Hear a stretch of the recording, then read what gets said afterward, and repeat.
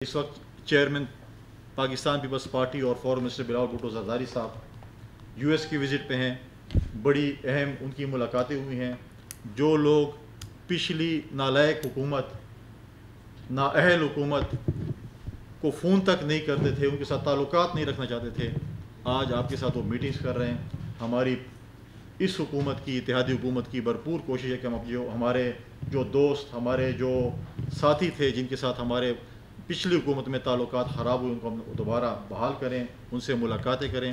کل کی جس طریقے سے اسٹیٹمنٹ کل کی پریس کانفرنس چیئرمین بلاول کی، انہوں نے وہاں جا کر اپنے مخالفین کو گالیاں نہیں دیں.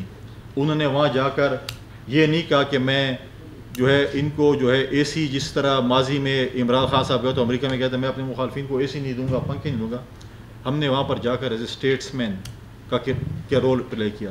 ہم نے اون کیا کہ جو رشیا کا وزٹ تھا وہ پاکستان کی پالیسی تھی، نہ کہ کسی کی ذاتی پالیسی تھی.